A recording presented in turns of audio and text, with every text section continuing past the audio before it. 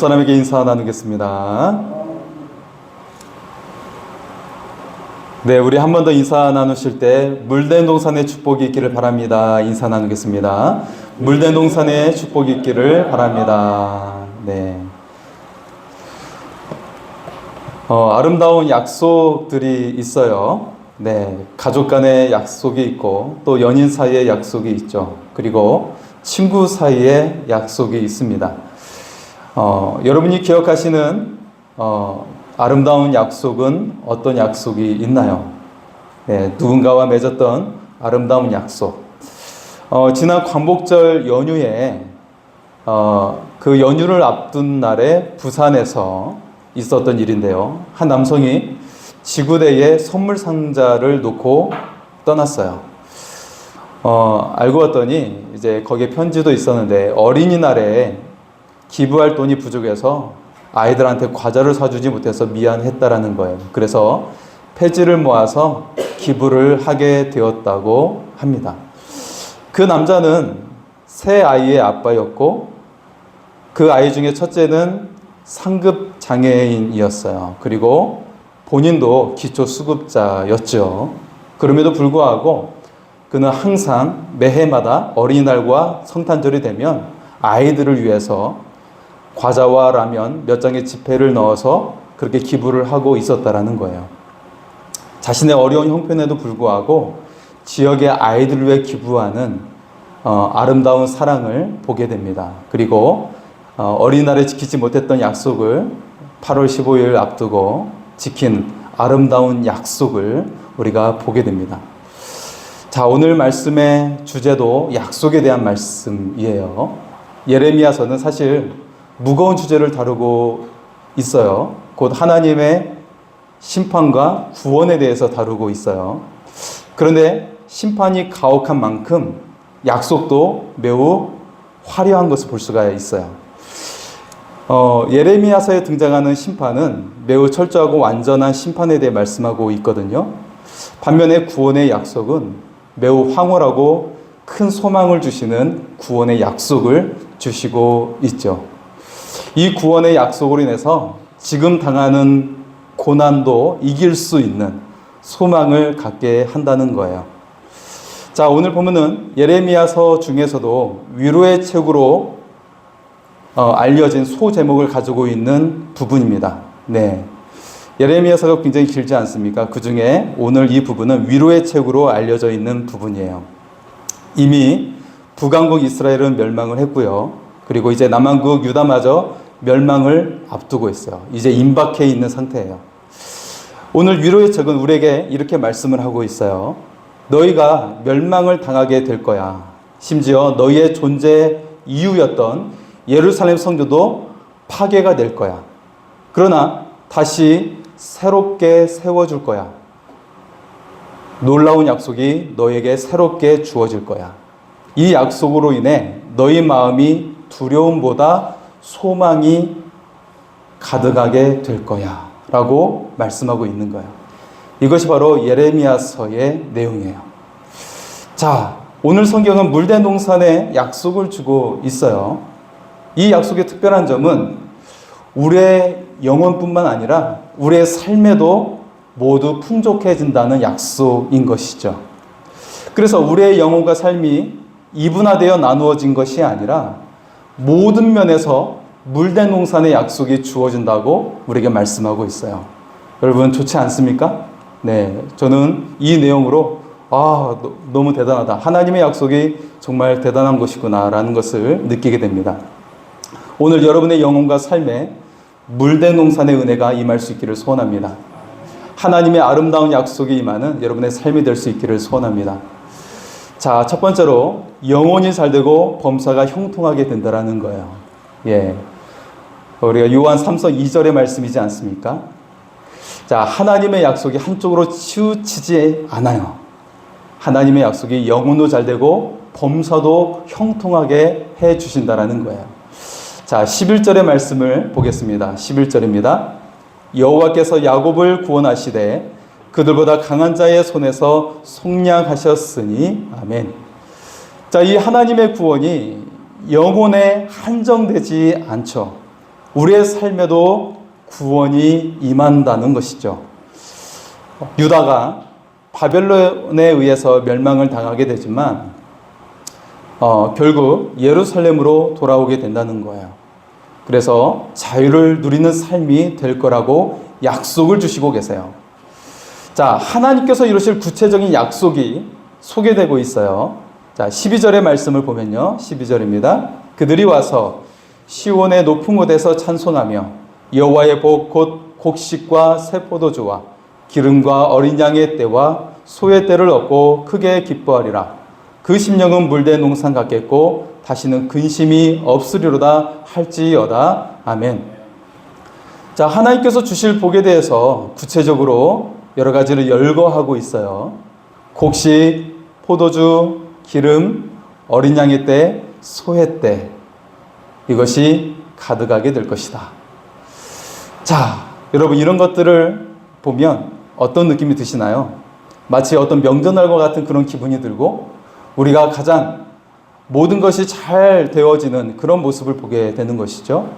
그래서 이러한 풍성함은 경제적인 풍요와 함께 우리에게 평화로운 삶을 약속하고 있다는 거예요.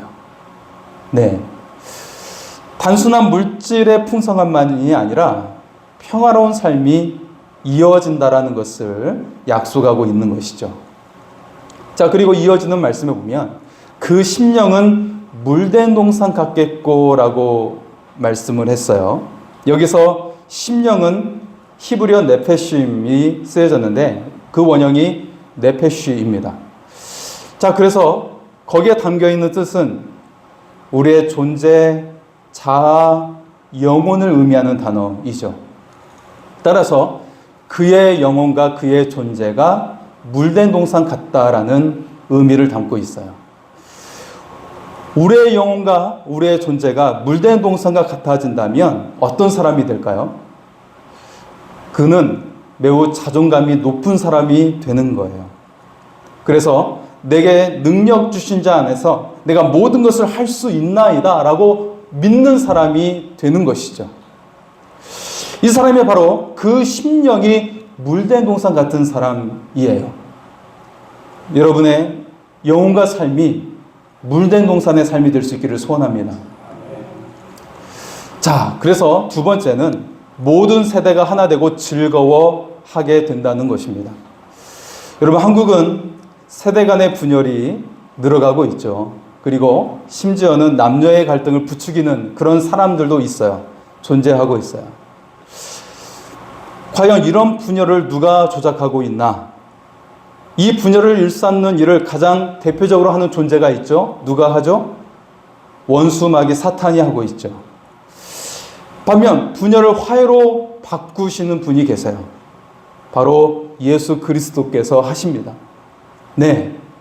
그래서 하나님과 우리를 하나 되게 하시고 또 우리 서로를 하나 되게 하시는 분이 바로 예수 그리스도이시죠. 십자가의 보혈의 피로 말미암아 우리를 화목하게 하신 분이에요. 또한 성령님께서도 우리를 하나 되게 하시는 일을 하고 계세요.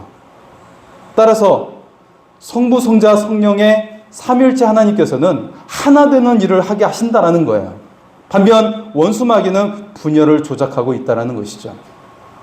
만약 주변에 화해를 이루는 사람이 있다면 그는 바로 그리스도를 닮은 사람인 줄 믿습니다. 네. 오늘 성경은 화해와 화목을 이끌고 있어요. 그래서 모든 세대가 즐거워하게 될 것이라고 그렇게 말씀을 하고 있죠. 우리 13절의 말씀을 보겠습니다.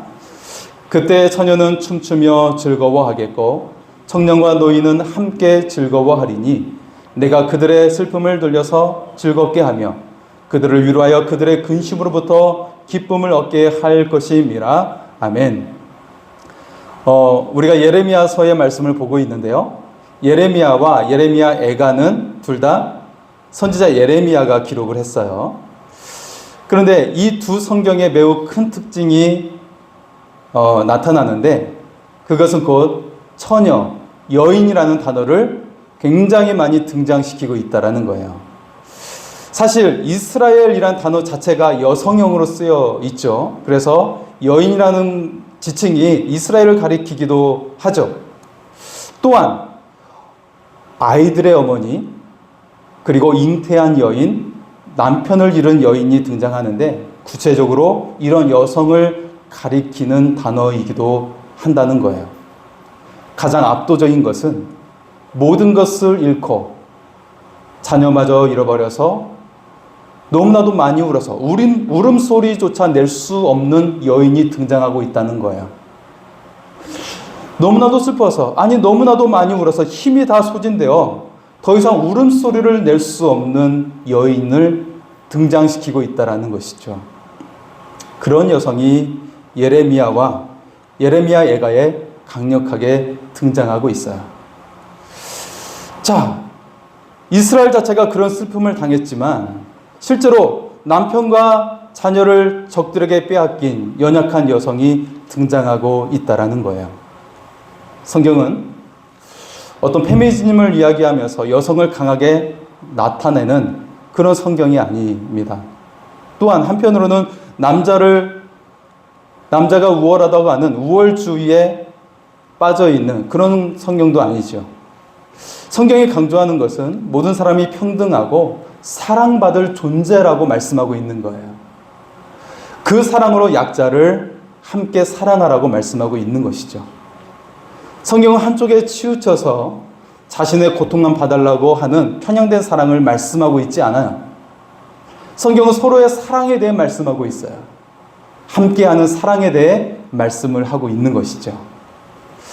그래서 13절에 하나님께서 가장 관심 있게 보시는 약자로서 처녀가 먼저 등장하고 있어요. 이는 서로 평등하고 서로 사랑하는 존재가 되기 위해서 사회적 약자로 존재하는 처녀가 보호받아야 한다는 것을 등장시키고 있는 것이죠.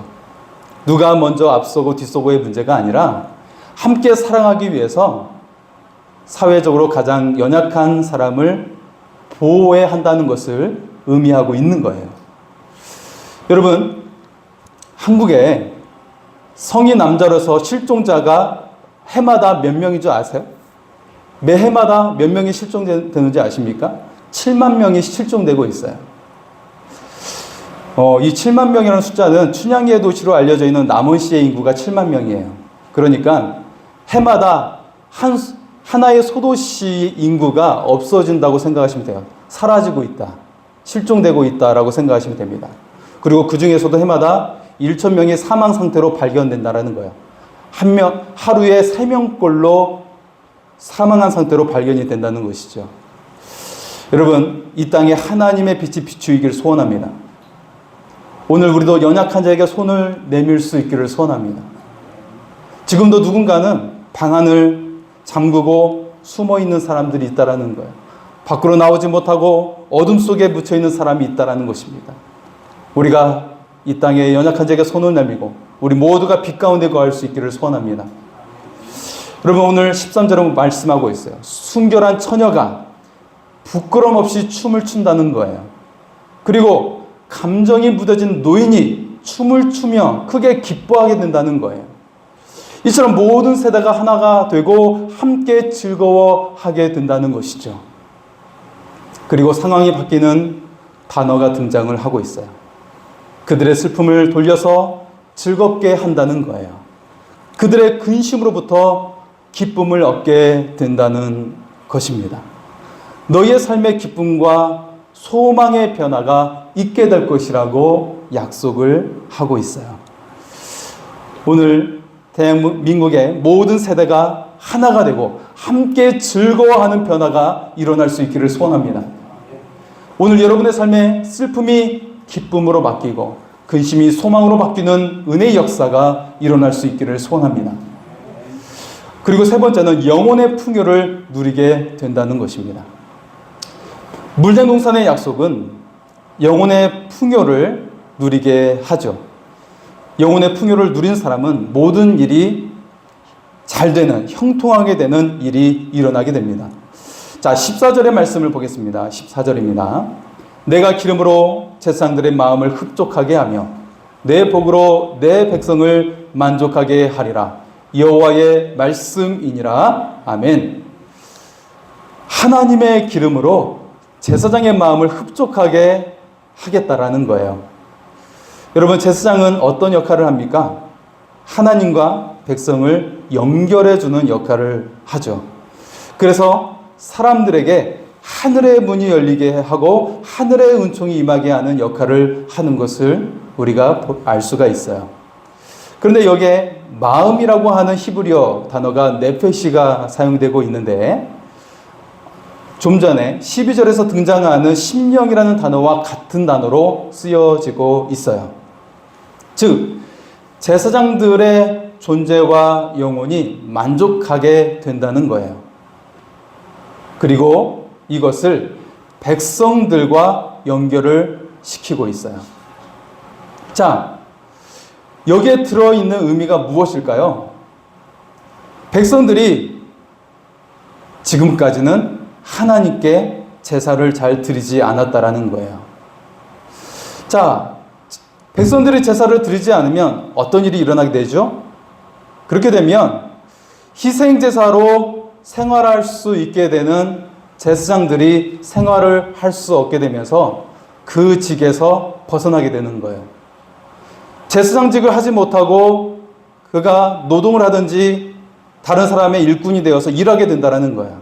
그래서 제사장이 없어지게 되는 것이죠. 그래서 그런 일이 일어났지만 이제는 제사장들의 삶도 만족하게 되고 백성들의 삶도 만족을 얻게 된다는 거예요. 백성이 얻게 된 만족이라는 단어의 히브리어 사바으라는 단어가 등장하고 있는데, 그 의미는 음식을 가득 먹어서 더 이상 먹을 수 없는 상태를 말씀하고 있는 거예요. 반면에 요즘에 유명한 먹방의 그런 유튜버들을 보면 계속 먹죠. 그런 상태가 아니라 너무 많이 먹어서 더 이상 먹을 수 없는 상태를, 이 만족이라는 단어, 사바으라는 단어가 사용되고 있어요. 따라서 제사장의 삶의 회복과 함께 백성들에게는 그의 영혼과 경제적인 풍요가 일어나게 될 것이라고 약속을 주시고 있는 것이죠. 결정적으로 이 풍요의 주체가 누구입니까? 바로 하나님이 되십니다. 제사장에게는 하나님의 기름으로 풍요를 얻게 하시고요. 그리고 백성들에게도 하나님의 복으로 풍요를 주시겠다라는 거예요. 수많은 인생이 물질이 없으면 없는 대로 힘들어요. 또 물질이 있으면 있는 대로 불안해하죠. 사랑하는 성도 여러분, 우리 인생의 열쇠는 바로 하나님이심을 믿을 수 있기를 소원합니다. 우리의 삶을 올가매는 결박에서 벗어나게 하시는 분은 하나님이심을 믿을 수 있기를 소원합니다. 하늘의 문을 여시고 풍요롭게 하시는 하나님을 우리가 바라볼 수 있기를 소원합니다. 그 하나님께 모든 것을 맡기시기 바랍니다.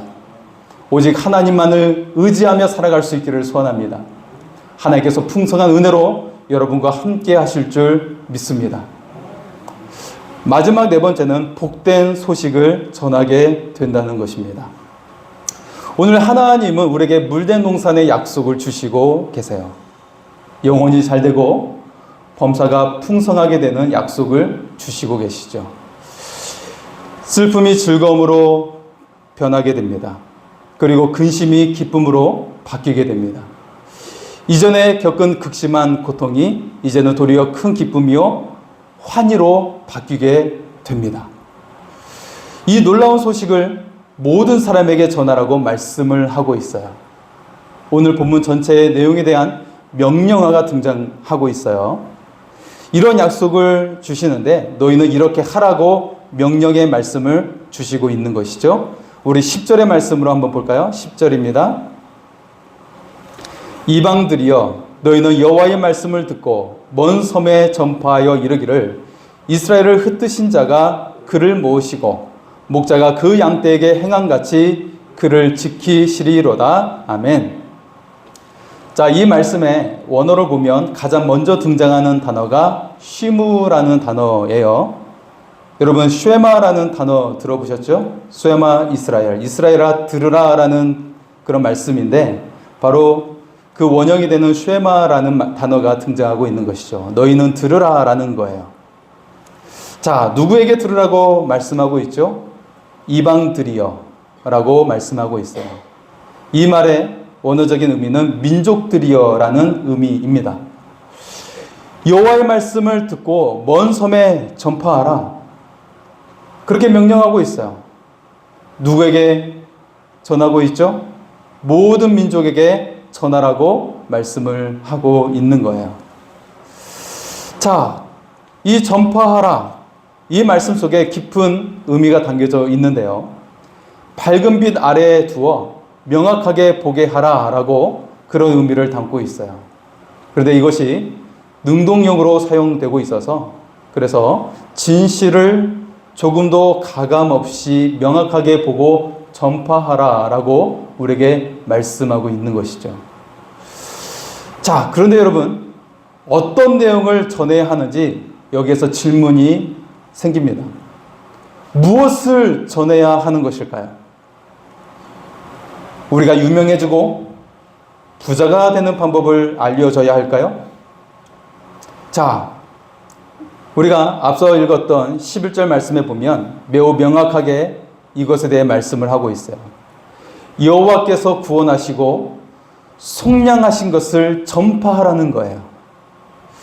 자, 여호와께서 베푸신 속량과 구원은 무엇인가요? 바로 예수 그리스도의 십자가의 죽으심과 부활을 말씀하고 있는 것이죠. 결론적으로 물된 농산의 약속은 예수 그리스도를 통해 주어진 약속인 것입니다. 여러분 삶 가운데 물된 농산의 약속이 이루어지기 위해서는 여러분이 예수님을 만날 때 이루어지게 된다는 것이죠. 여러분이 예수님 안에 거할 때 여러분의 삶이 물된 농산이 될 수가 있다라는 거예요. 여러분 안에 예수님이 살아서 역사하실 때 물된 농산이 될 줄 믿습니다. 한 배가 대서양을 향해 항해를 하고 있었어요. 그런데 폭풍을 만나서 표류하게 되었죠. 며칠이 지나서 물이 다 떨어지고 말았어요. 마침 배 한 척이 오고 있어서 그 배에 물어봤어요. 우리는 식수를 구하고 있어. 아마존 강은 어디로 가야 합니까? 상대 배에서 고함 소리로 이렇게 외치는 거예요. 당신들은 맑은 물 한복판에 있어. 물통을 내려뜨리기만 하면 되오. 알고 보니까 그들이 표류해서 온 것은 바로 아마존 강이었어요. 아마존 강이 너무나도 넓어서 여전히 대서양에 표류하고 있다고 생각을 했던 것이죠. 그들은 물통만 내리면 되는 은혜의 강 한복판에 있었던 것입니다. 사랑하는 성도 여러분, 하나님의 구원의 약속은 예수 그리스도의 십자가로 이미 성취가 되었어요. 모든 악의 세력은 소멸되었고요. 우리에게는 이미 아름다운 약속이 주어졌어요. 우리에게 있어요. 그것을 사용하기만 하면 돼요. 그것을 그냥 길어오기만 하면 되는 것입니다. 자, 그 예수님의 구원으로 인해서 우리는 이미 구원이라고 하는 생수의 한복판에 있는 것입니다. 이제 물통을 내리기만 하면 되는 거예요. 이것을 믿음이라고 부르는 거예요. 이미 넘치도록 나를 둘러싸고 있는 주님의 은혜를 받아들이기만 하면 되는 거예요. 믿기만 하면 되는 거예요. 생수와 같은 주님의 은혜를 물통을 내리는 자에게 주님께서는 값없이 주시는 줄 믿습니다. 오늘 여러분이 그 은혜의 주인공이 될 수 있기를 소원합니다. 믿음으로 은혜의 강물을 마실 수 있기를 바랍니다. 여러분의 삶에 펼쳐진 물된 동산의 약속을 믿으시기 바랍니다. 그것을 사용하시기 바랍니다. 날마다 은혜의 강물이 넘치는 여러분의 삶이 될 줄 믿습니다. 우리 시간에 그 하나님의 은혜를 고백하며 찬양하겠습니다.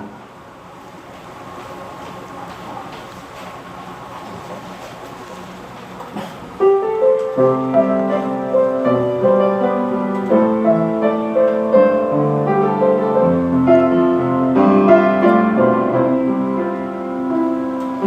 누려왔던 모든 것들이, 내가 지나왔던 모든 시간이, 내가 걸어왔